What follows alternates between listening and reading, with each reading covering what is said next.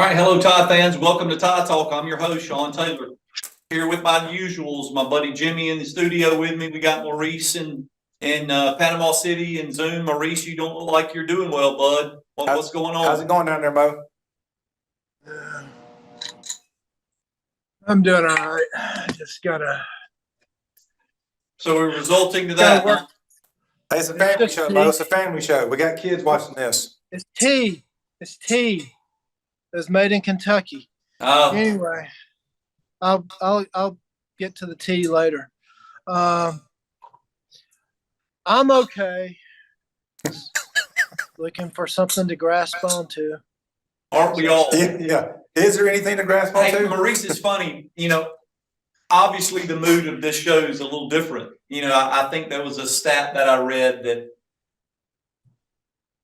this is the first game in 164 games that Alabama will be playing without a shot at a national title. And man, while that is, to all of our Georgia friends, Jimmy, to Tennessee friends, man, we're not having a year. They're having a good year, so kudos to them. But when they can boast that stat, then they can come talk to me.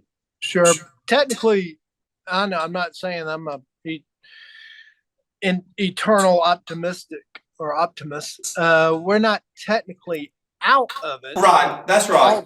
Although we owned our own path and we, took the dirt road instead of the paved road. So it is what it is. I think the context of that is we don't control it ourselves. We're going to rely on something else to happen, somebody else to fall, instead of us kind of being in control, which is what we're used to. And so my point behind saying that was, when other folks can boast that stat, then they can come talk to me. And it's not about living in the past. We hear that all the time as Alabama fans when we have a bad year. Oh, y'all live in the past.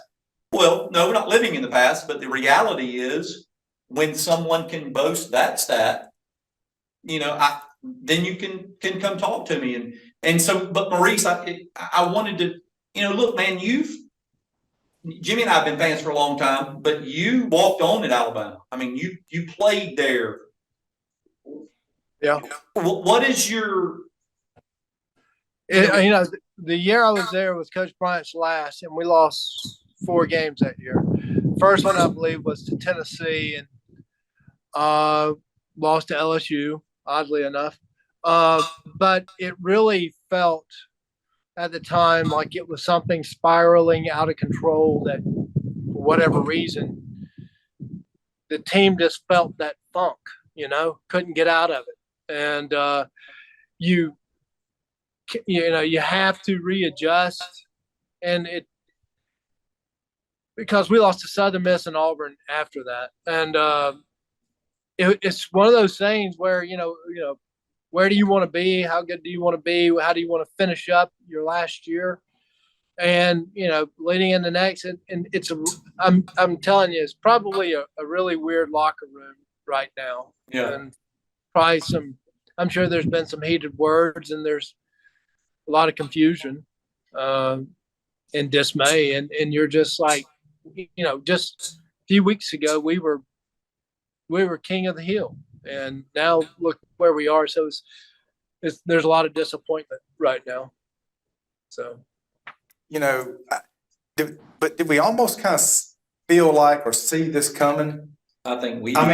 Because even going back to last year, we always predicted them to win games, and we were going to predict them. We predicted them to win the national championship. Man, that team just seemed different. They're all the near misses and we roll into this year, we have all this thinking talent. I mean, we were like, man, there's no reason for us not to be playing in the national championship. Look at all these guys, 5 stars, all our coordinators are coming back. Oh my gosh, first time in forever we got our coordinators back. And of course now, looking back at that, comment, but I almost like, this team kind of gave us that same feel. I mean, so far this year, it's like, man, we kept waiting on them to kind of get over the hump and play with some consistency, that word. And And so it's almost like it's not really surprising that we are where we are right now, because again, we just I never had that feeling that this was that team once the Right. season started. Yeah, listen, there's not a lot of times you guys can both agree, just based on our texting throughout the games and that sort of thing.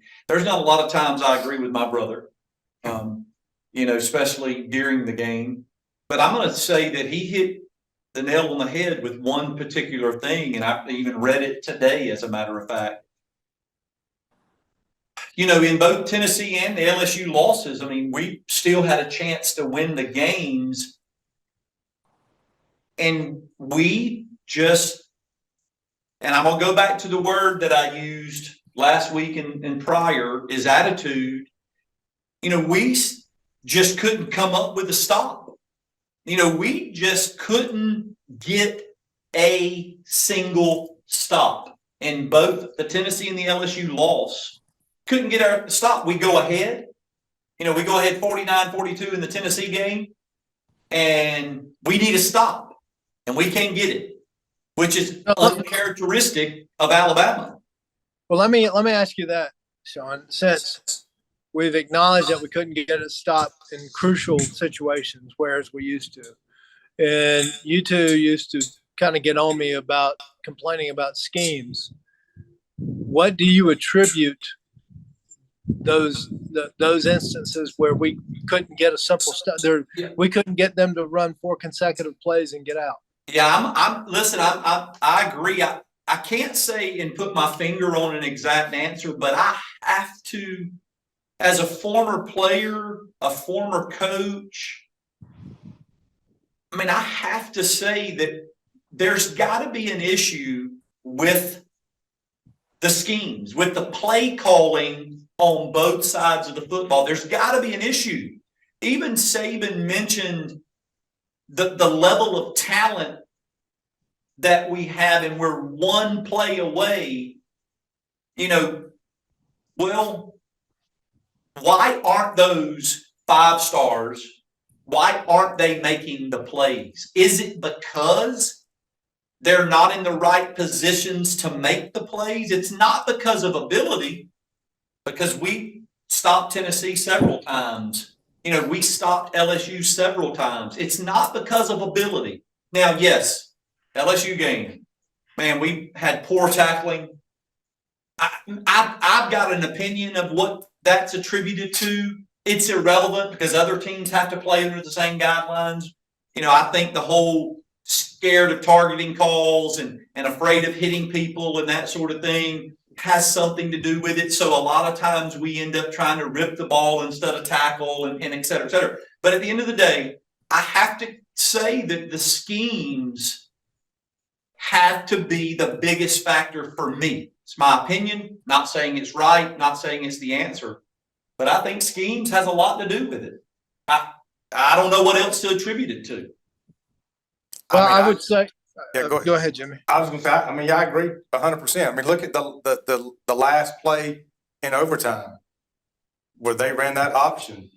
Turner's there having to defend the run. I mean, the quarterback and the running back, and then when the quarterback keeps it, now he's trailing, trying to catch up to an athletic quarterback, and there's nobody else out there.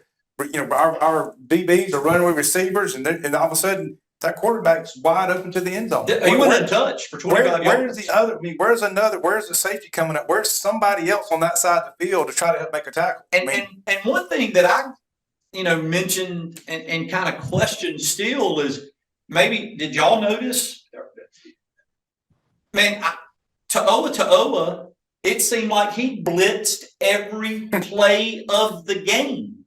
It seemed like that. And, I mean, LSU was getting pressure on our quarterback with rushing 3 guys. Are you telling me that Dallas Turner, Will Anderson, our front 4 isn't good enough to get pressure without bringing our linebackers? So again, and LSU's offensive coordinator made adjustments to it. Listen, we haven't even really got started. We're already finished with the first segment. Let's take a quick break. We'll come back. So much to talk about. Again, the mood of this show is probably a little different than normal, but Tide fans, hold your seats. Don't go anywhere. We'll be right back with Tide Talk. I know Beam. I used to watch cartoons and sports on their TV, and now I use their internet. Take it from Javion Cohen, all SEC team offensive lineman.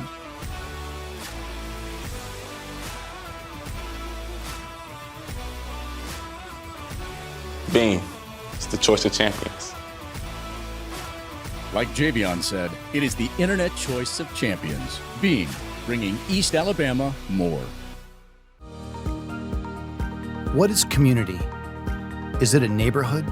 The businesses and homes inside it? Maybe community isn't just a place. Maybe it's a state of mind that when we care together, cheer together, we're closer to what really counts. At Beam, we're finding new ways to bring us all closer. And you'll find us right out there with you, because community is always on our mind. Beam, bringing East Alabama more. All right, Tide fans, welcome back. Again, we hadn't even really got into the details of the game, but Maurice, where were you? Were you going there with respect to the schemes? I mean, is that what you believe? 100% it's the schemes. Well, I think it's kind of like, what Jimmy kind of said at the beginning of the show. It really is. Everything has festered and come to a head, so to speak, from last year to this. Schemes, coaching, as far as fundamentals you mentioned about, it wasn't the fear of targeting. I saw a lot of very poor fundamentals in tackling, a lot of arm tackling or attempted arm tackling. And just overall fundamentals and techniques, I think. And again, I hate to beat a dead horse. We got caught with 12 men on the field because they were, and Saban was trying to explain it, to which I wasn't buying it. This isn't the first time under Golding, a defense where we come out of a timeout and the offense breaks the huddle with people that we didn't anticipate.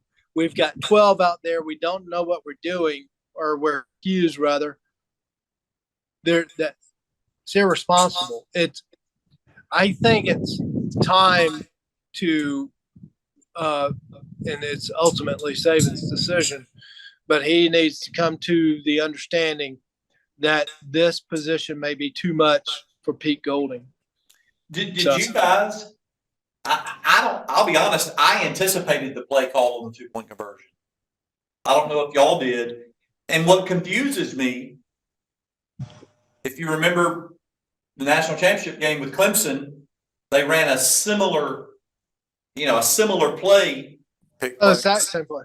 And what I don't understand is, the tight end goes in motion, but then stops and comes back, and Battle's following him. It's nearly impossible unless he takes an angle just to intercept the pass. It's nearly impossible to stop that. I'm not sure why. If you watched Georgia and Tennessee, did you see them switching safety and cornerback? Yeah. Played it perfectly. I'm not sure why we weren't doing any switching, because listen, if we switch that, kind of like basketball, if we switch that, our DB, our cornerback, gets to the tight end much faster than Battle, who has to go behind our guys all the way across the field. Well, that goes back to the scheme thing we've been talking about. Not putting us in a position to make the play. In that situation. But and we've been sitting here talking about the defense primarily. I mean, we ain't even talking about the offense. I mean, look, Bryce Young's probably the best quarterback we've ever had, but he was terrible.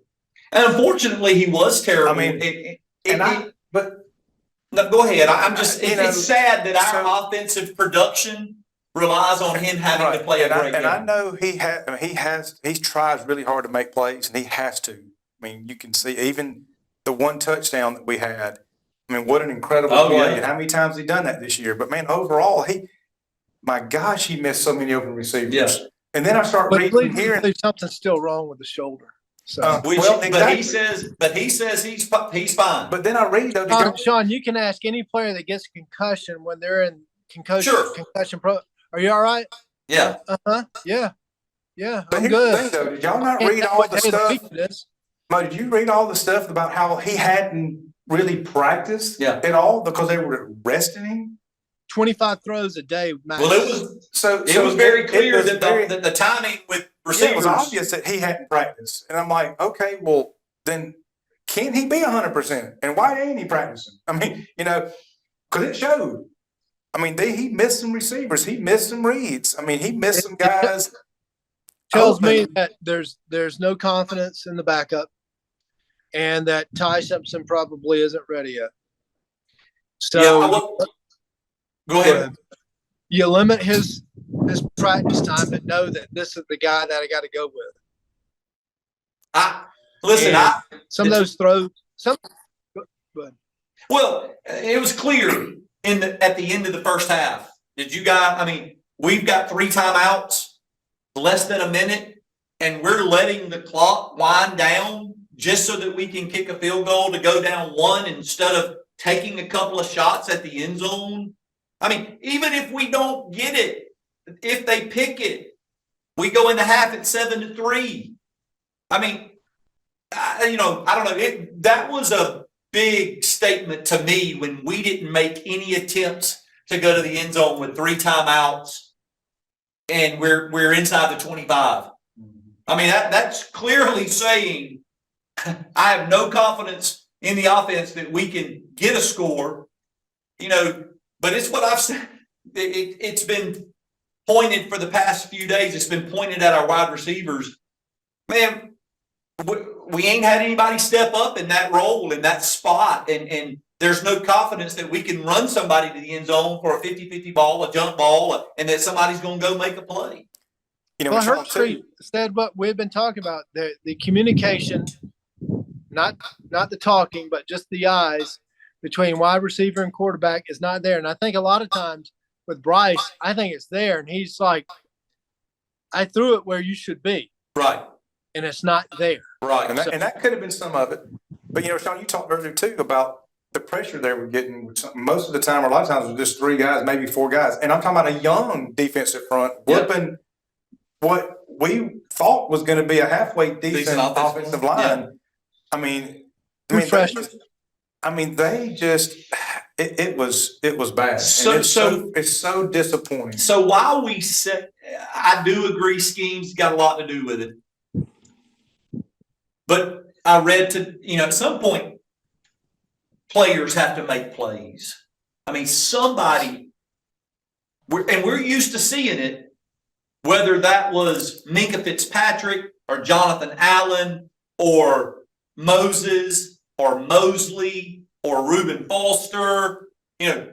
Somebody has stepped up and made a play for us to win a game, and we ain't had that this year. Not Will Anderson, not To'oa, nobody. Yeah, you're right. Because you think about the 2 losses we have. Now, granted, no time left on the clock in both games. I mean, so we're technically a couple of plays away from being undefeated, but we're also a couple of plays away from being 5-4. Correct. But like you said, I mean, every time like Saturday, it's like, okay, we got the lead. All right, come on, defense. Just one time. And you look up 4 plays later, 5 plays later, they're just, I'm like, well, they made that look easy. Okay. All right, offense, let's go. All right, now come on, defense, let's get that stop. Boom, 1 play, and they're gone. I'm like, what in the world? I mean, it's crazy. And Maurice, the comments with respect to the effect of NIL, how much do you think that weighs into this? Well, I was talking to a couple of friends, and their thoughts were, well, Kirby's not having that problem, but I don't think that I know Bryce Young is the highest paid NIL or endorsed athlete in college football. Team-wise, we're not at the top. I think that belongs to Ohio State. But the problem I have, and this is something I was thinking about, and Saban's always searching for whatever the problem is. if you go back and look, and I know it's a recruiting, he's using it as a recruiting tool because players that we know have changed in the past 5 to 10 years, let alone the 15 that, Saban has been there. But when he says, you got to do something to increase your value. No, okay. I'm happy that we have a ton of first round picks. I really am. However, somebody getting picked in the first round doesn't have a thing to do with us playing on that first Monday in January. That's Or right. first Saturday in December. Right. I don't really care what your value. I care about your value to the team. Right. And what you're able to. Now, it's just like Saban said, don't look at the scoreboard. Just do your job. Absolutely. Don't worry about payday. Do your job. Payday will take care of itself. Yeah. So I think he needs to change that mindset. Yeah, I'm getting a little I'm sorry. I agitated. know we're about to go into another break, but I want to bring something else too that I think may be part of the issue, at least on our team anyway. Yeah, we're gonna take a break because I do want to reference something that I read today. But let's take a short break. We'll come back. We got plenty to talk about. Got Ole Miss coming up. But on behalf of us three guys here, Tide fans, we're gonna turn it around, and at least that's the confidence that we normally have. But hold your seats, Tide fans. We'll be right back with Tide Talk. Right, Joyce? Beam is delivering gig speed internet to 100% of our network. But should you get a gig? Well, if you want to download an album in a blink, video conference in 4K, make virtual reality more real, power all of your home smart devices at the same time, and still have bandwidth to stream everything without buffering, then yeah, you gotta get a gig. So call, click, or visit and get it.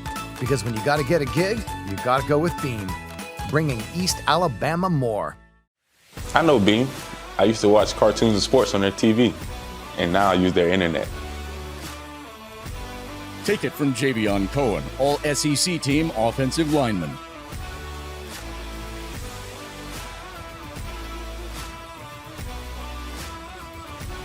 Beam. It's the choice of champions.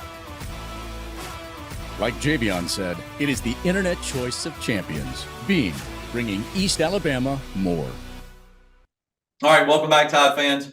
Jimmy, I know you got something to say. Let me say this real Go ahead. quick to what we were talking about earlier. If Byron Young was interviewed, and if you noticed what he stated, he kind of leads to what you're talking about, Maurice. He talked about guys have got to start playing for the name on the back, which everybody knows is your last name. That's individual, and also play for the A on the front. As opposed to in the past, it was, hey, we got to play for not the name on the back, but the name on the front. That's what we've seen in the past. I don't know that we've got enough guys that are at Alabama playing for the University of Alabama. Yeah, I mean, I agree. Also, I feel like part of the issue for us is I think the transfer portal is hurting us. I think it's hurting chemistry. I think when you go out and, if I'm being recruited, and I'm coming in and I'm working my tail off and all of a sudden you're going over here to this university or that university and you're getting this guy. I mean, what is that doing to the locker room? What is that doing to the weight room? I mean, we've been talking about for 2 or 3 years now about we don't have that leadership. We don't have that dog. I mean, is that because we keep bringing in these guys that aren't, they don't have a chance to bond and mesh and build that brotherhood? You know what I'm saying? Because they're transferring out and they're transferring in. And I think that has something, it's got to have something to do. My argument to that is we would not have said that last year about Jamison Williams. That's my argument. I know. I mean, look, and I love Gibbs is probably the best person on the team right now. I'm not saying they're from a talent standpoint. Yeah, I mean, we're getting that much better from a talent wise. I'm just talking about from a chemistry standpoint, and that's possible. From looking for those leaders, because Toto was a transfer. He's never really stepped up to be that leader. He's playing with guys that have been in the university for a couple of years before he got there. You know what I'm saying? And he's trying to be that leader out there. I mean, maybe that's an issue. Maybe it's not. I'm just throwing it out there. But we didn't have this problem a few years ago, and it was before NIL, and it was before the transfer portal. Well, here's I what got a I do. question. Why do we even need, now I agree, it's a double-edged sword. So your point is taken, Sean, but why do we, if we consistently have the number one recruiting class, why do we even? Why do we need? Right, I agree, Maurice. Why do we need the transfer portal? I agree. And you got Gibbs, who was at little old Georgia Tech. I didn't even know who he was last year, to be honest with you. Me either. Now he's that one series where we went to him 7 or 4 9 times in a row. So that reminded me of the days when David Palmer was running, I call it Sandlot. Back then, it was the initial phase of Wildcat. Wildcat, yeah. Just have to guy there and just run and make something happen. Hey, he's leading. And again, I know we were talking about if that's affecting, our chemistry and whatnot, but as far as talent goes, yes. He is leading our team in rushing. He's leading the team in receiving. He's leading the team in yards per attempt, whatever. And he's touching the ball just a little over a dozen times a game. Right. Why isn't he getting the ball? Right. Why isn't he touching it more? Why ain't he touching it more? So if anybody else was worth a crap, they'd be touching it too. Lot of questions about that. I know this. I know we got to figure it out, because otherwise, after Saturday, we could be looking at another loss. Because I'm going to tell you, Lane Kiffin's not an idiot. He started deflecting already by saying, "Man, don't be fooled. Why are you saying that the dynasty's over?" Because Saban always finds a way, So he's playing his cards correctly. But I'm going to tell you, I 100% believe that he has total confidence that they can beat us at their place. There no doubt. 100%. Why wouldn't he? Yeah. And if we don't make some changes, if Nick Saban is the guy that says he hears every play call and he can veto anything, we better see some different production, or Ole Miss is going to put it on us if they get a chance. And they're talented enough to do that.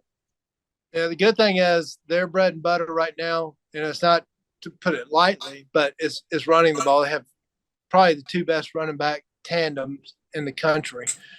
But we have been pretty decent at stopping the run. Now, if they were throwing the ball, I was like, we may be in trouble because our coverage is awful. But he will find a way to run it, and then he's going to dink it over us. And they got the work cut out. Alabama's defense got the work cut out for them. Well, based on, again, this season and how it's gone, where we've had a decent game, a poor game, a decent game, a poor game, obviously barely squeaking by a couple of teams we should have never been that close with, losing to a couple of better teams on the road. Do we even anybody here? No. I don't have any confidence in what I'm going to see on Saturday. Now, am I confident that, again, the talent's there? We've talked about it till I want to puke, but we've got the talent. There's no reason for us not to win the game. But who knows? Who really knows? Yeah, it's a coin toss as to what team is going to show up, and can that team play for 60 minutes? That's the key. We saw glimpses against Tennessee. We saw glimpses against LSU. Listen, the first half of the game, the Daniels kid only had 7 rushing yards. So we saw glimpses. We had 6 sacks in that game. We just didn't get the plays when we needed to get them. And that's the thing that's just disappointing. Well, it kind of goes back, and I asked both of y'all, and, everybody talks about a lot of times players choke. Coaches can choke too. Oh, yeah. Do you think that in those crucial times that there's a panic button that is being pushed by the people signaling those plays? Absolutely. Absolutely, I do. Absolutely agree with that. Listen, in the second half of the LSU game, when we needed to get stops and the fear of that quarterback running the football, I don't think we set up well enough to stop any of that. And the coaching aspect of that maybe hits a panic button. Right. So Because, otherwise we would have been in a different formation, a different setup, and we just weren't. So agreed. Argument here. maybe we'll see something different. I know we're going to have to see something different to beat a good Ole Miss team at home. Another road game. We've not fared well on the road, clearly. Maybe pride will be what we play for, and we show up as, as some guys that are playing for pride, and we'll see. I don't know, but we need to make some predictions, as difficult as that's going to be. You know what? Because it is going to be difficult, I'm going to start out. We're a 13-point favorite, I believe, which I blows my mind. Don't know how that's even possible. But that also says, from a betting perspective, that tells me that they know something that we don't. I'm going to say that we win the game and we cover 27-13. Right. All right. Well, I have no reason to think we're going to cover. I have no reason to think we're going to hold them to 12 or 13 points. I know in the past we all kind of get carried away looking through our crimson glasses. Oh, we're going to score 50, and they're only going. I mean, so I'm going to try not to do that this week. I really feel like, yes, we'll win the game. I think it's going to be close. I think it could be very similar to what we just saw, honestly. So I'm going to say we're going to win 36-30. Maurice? Well, I've seen Possums play better on the road than we have. So I'm going to say we show glimpses of why we are, but we barely don't cover. I'm looking at 32-20. Okay. So, Well, we all have us winning. Is that because we generally tend to do well after a loss? I don't know. Maybe the mood is different. Maybe our attitude's different. Maybe we've got something to prove. I know that there's a lot of people waiting to see it. I know I'm one of them, but I'm sure we'll be talking during the game. 3:30 kickoff Eastern time. But Tide fans, we'll be right here next week on Channel 207 discussing the Ole Miss game. Hopefully we'll be in a little bit better mood. Hopefully we got smiles Next on our week faces. we got smiles on our faces. Yeah. We're turning these frowns upside down. Yeah. Maurice, thank you for joining us. I hope I'm going to miss more tea. easy on that Yeah. tee, and we'll see you next week, Tide fans. Roll Tide. Roll Tide. Roll Tide.